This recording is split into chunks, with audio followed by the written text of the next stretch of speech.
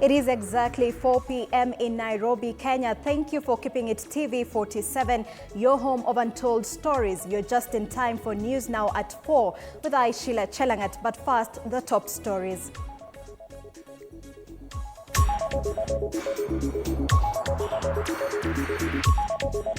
The highlights. An officer commanding station in Mwingi faces public outrage after the shooting of a 40-year-old man sparked protest by angry locals. Police in Ikolomani have launched a probe into the mysterious death of a 40-year-old woman who was allegedly burnt alive in her Malinya village home under suspicious circumstances. And a new survey reveals Ann Amadi as the public's top pick for IEBC chairperson, but only 20% of respondents believe the upcoming 2027 elections will be free and fair.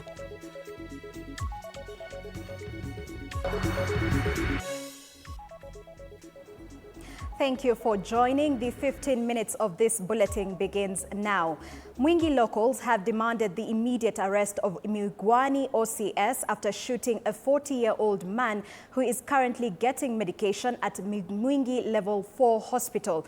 The OCS is said to have been among officers who were dispersing protesters in Itoloni area of Mwingi West, Kitui County when Kimanzi Musili was shot on the left shoulder. The protesters took to the streets to decry the increased livestock theft in the area and called out security agencies in the area for not taking action against those involved and their accomplices. The incident happened even as irritated locals arrested 2 women suspected to be behind theft in the area and recovered 6 goats. Mwingi West MP Charles Nguna also warned that police must not misuse their firearms. Instead, they should use them to protect Kenyans. Nataka kutoa onyo kali kwa askari ambao wanatumia mamlaka vibaya. Tumeshuhudia kijana wetu ambaye amefanywa shooting na askari na niko na cartridge hapa ambayo huyo kijana karibu apoteze uhai, na nataka kuwauliza bwana DG na Inspector wa Police IG, tafadhali chukua hatua ambayo inafaa. Tutrain officers wetu, tuhakikishe ya kwamba hii kiza haitatendeka tena. So kufika tu hapo hivi, polisi ndio walianza kupiga marisasi kwa hewa, wakapiga pia. Mara ghafla mimi tu tukiwa tumesimama hapo kando na mzee na watu wengine tu vile walikuwa hapo tu na hapa down. Mimi nilisikia ni kama thunderstorm imenigonga from the back. Mimi nikaona maybe ni ile maganda risasi imenigonga. Baada ya kuwa na malalamishi kila wakati, tumekuwa tukiimbiwa mifugo wetu ikiwemo mbuzi, pia ng'ombe na kuku. Na leo wale ambao tumekuwa tukiwashukia tumeweza kuwapata, na ndiposa tuko hapa tunauliza maafisa wakaweze kuchukulia wale hatua ili wale ambao walikuwa wamepoteza mifugo wao wakaweze kupata haki, na pia wakaweze kuimarisha usalama katika eneo. And an Islamic religious leader has been arraigned in a Mombasa court on charges of defiling a 14-year-old boy on the 28th April inside Mwijabu Mosque in the Marikiti area of Mombasa Island. The cleric, however, denied all the charges before the magistrate and was released on a cash bail of 500,000 Kenyan shillings. The case is set to be mentioned again on May 27th after further investigations are concluded. Lawiti mtoto. Maelezo ni kwamba tarehe 28 April mwaka huu maeneo ya Marikiti, Mwijabu Mosque hapa Mombasa, kinyume na sheria ulimlawiti mtoto wenye umri wa miaka 14. Ni kweli ama si kweli? Shtaka la badala unashtakiwa na shtaka la kumpapasa mtoto. Maelezo ni kwamba tarehe 28 April mwaka huu maeneo ya Marikiti, Mwijabu Mosque vita hapa Mombasa, kinyume na sheria ulimpapasa mtoto wenye umri wa miaka 14 sehemu zake za siri. Ni kweli ama si kweli? And police in Ikolomani have begun an investigation into the death of a 40-year-old woman who was allegedly burned to death at night in her home in Malinya village, Kakamega County. According to neighbors, the doors of the house was locked from the outside, indicating that there may have been a conspiracy to commit the murder. Irene Akwesa, the late sisters, and neighbor Eunice Katushi have called on the government to take immediate action to arrest those responsible and ensure justice is done. The body of the deceased has been sent to the Kakamega Hospital morgue. Sisi kukuja kumwona hayuko, tunasikia mara amechomwa pale hivyo na acid.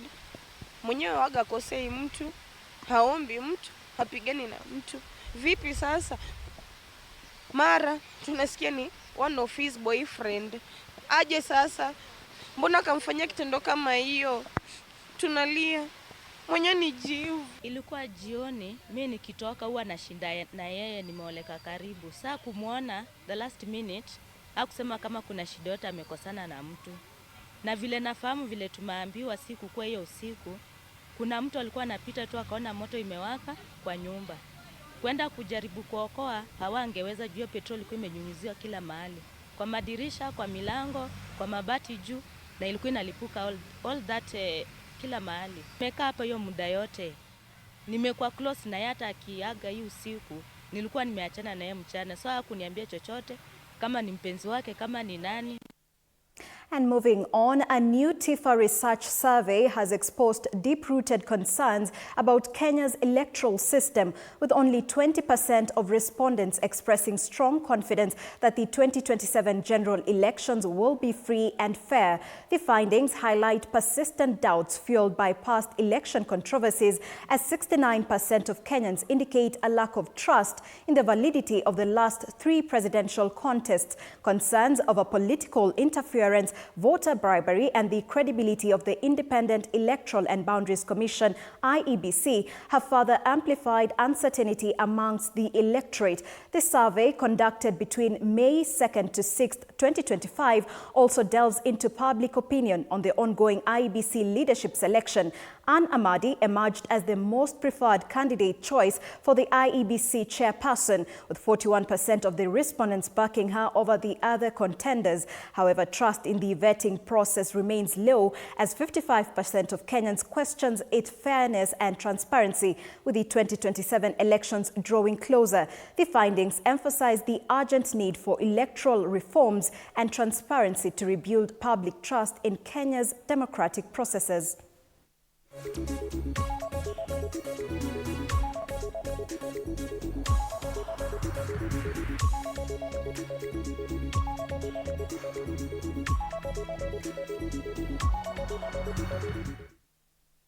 And back here in the city, 4 individuals, 2 Belgian nationals, Lornoy David and Sepe Lodewijk, Vietnamese citizen Dan Nguyen and Kenyan national Dennis Nganga, have been sentenced to 1 year in prison or fined 1 million Kenyan shillings each for attempting to smuggle thousands of rare live ants out of Kenya. The case, hailed as a major milestone in the fight against wildlife crime, exposed the illicit trade of lesser-known but ecologically vital species.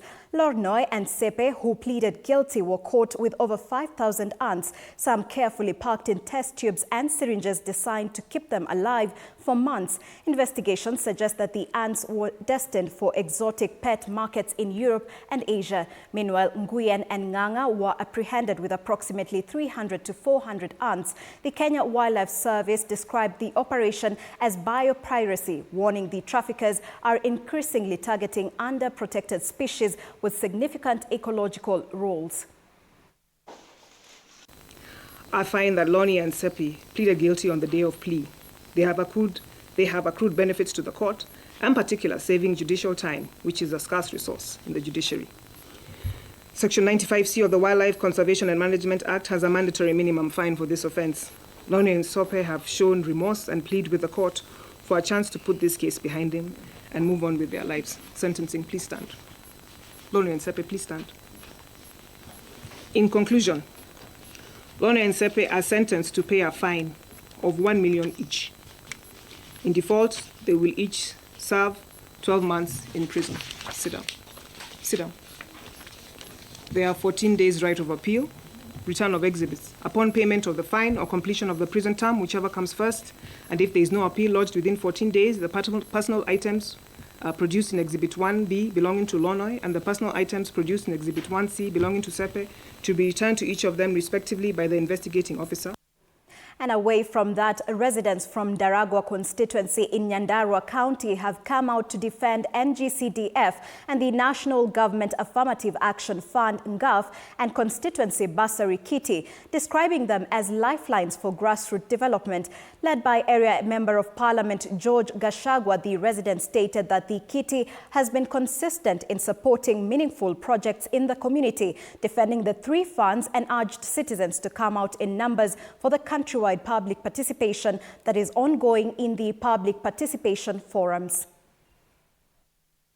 Leo hii tumekuja hapa Kaeho Day kupeana basari na tumeshukua fursa hiyo kuuliza watu wa Daragwa kama wangelitaka hii mambo ya NGCDF iwekwe kwa katiba ama iondolewe. Wakasema iwekwe haraka sana kwa sababu hii ndio kitu ambacho huwa kinasaidia mwananchi direct kuliko irudi kwa serikali kubwa, kwa sababu hata capitation huwa haipatikani haraka. Tungependa sana hii mambo ya hiyo hazina tungesema iendelee, isimalizwe kwa sababu ikimalizwa kuna watu watapata shida. Kuna ndo magiona madhara maingi muno. Kuna watu wanaweza pata shida nyingi sana na kuna watu ambaye hata sijui kwa maisha yao inaweza kuaje, kwanza wazazi wengi kwa sababu hawana nguvu, na hiyo inasaidia kwa njia mingi sana. And the Ministry of Water, Sanitation and Irrigation has revealed that it has put up measures to ensure that every Kenyan has access to clean water. The ministry has scheduled a conference that will mainly focus on the use of technology to solve the unavailability of clean water in the country. The conference, which will be held in Mombasa, will commence on the 23rd of June and end on the 27th of that month. According to Cabinet Secretary, Ministry of Water, Sanitation and Irrigation, Eric Muga, the conference will be a platform for the national government and county governments to hold discussions with stakeholders so as to find a lasting solution to water shortage. Technology will make our work easier as water service providers.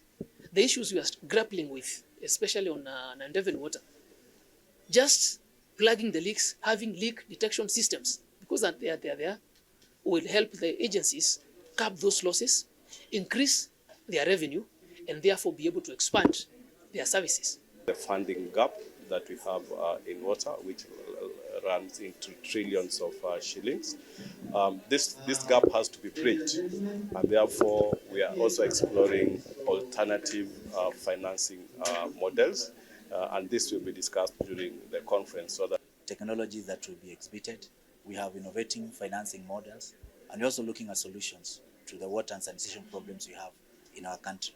We believe through such forums, we'll be able to get as many solutions as we can and move the sector.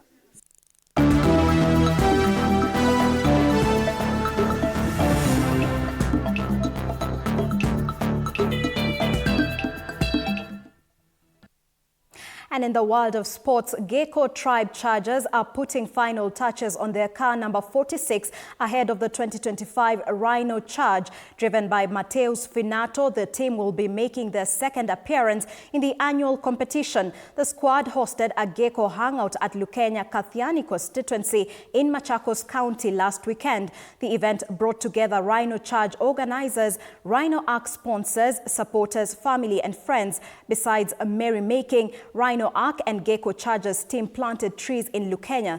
This year's Rhino Charge will be held on 1st of June with the aim of raising funds to protect the environment.